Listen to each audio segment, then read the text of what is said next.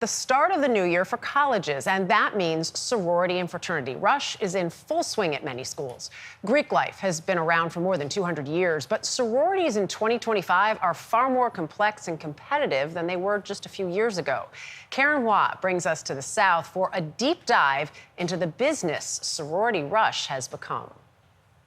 Day one of Bama Rush. Since the pandemic, hashtags like Bama Rush and Rush Talk have taken social media by storm. The fascination has shown both the pros and cons of sororities, from highlighting the opportunities they offer to criticizing that these institutions are outdated and elitist. Chapters start essentially ranking potential new members, ranking girls 8 months before this process officially starts. So if there's 2,500 girls going through, that means they have to have a number 1 and a number 2,500. 3 things you can be doing this fall. Stacia Dameron is a Delta Gamma alum from the University of Texas, Austin. Now she runs Hiking in Heels, where she coaches sorority hopefuls through the extensive application or rush process. In the past, we've had people sign up as early as 6th grade. You don't need to sign up as early as 6th grade. Dameron's clientele has tripled in the last 4 years, with around 500 clients at about 100 colleges this season. Her coaching packages range from $3,000 to $5,000.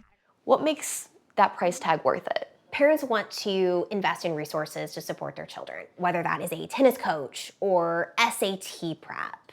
Parents and girls going through this process are looking for the edge. Much of the time, her service is marketed at moms rather than the girls themselves. I am so excited for you. Like for Lauren Michael, who just started her senior year of high school in Illinois. Her mom, Erica, a sorority legacy, found and booked Dameron. Everything that she's preparing and going through right now is really going to help her down the road when she goes to look for her first job.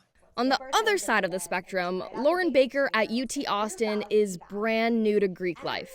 It took some convincing to get her parents to shell out for Dameron's coaching. This was something where I was like, hey, can I please do this? It is a hefty price for sure, but I definitely would do it over again. Baker just got a bid at her top choice sorority, Delta Gamma, after spending 9 months training with Dameron. For the first round sisterhood, I wore this one. It was an emotional but worthwhile process, she says. This year it was a record number of girls rushing. I think it was 1,500. There's 13 sororities, so you're competing with 1,500 girls. According to the National Panhellenic Conference, which is an umbrella organization for 26 sororities, membership has increased by 13% in 4 years, from 2019 to 2023. Sororities are a lot about sisterhood, but it's also, I'm helping market a social club. And with social clubs, you are glamorizing a lifestyle that a lot of people might find desirable.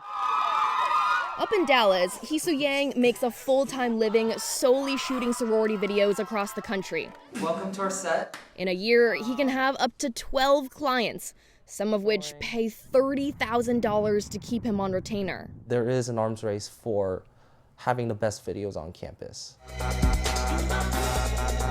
Like this University of Mississippi Delta Gamma TikTok featuring a private plane and choreography. This is the expensive reality of modern-day rush as entrepreneurs build entire businesses around this desire for connection.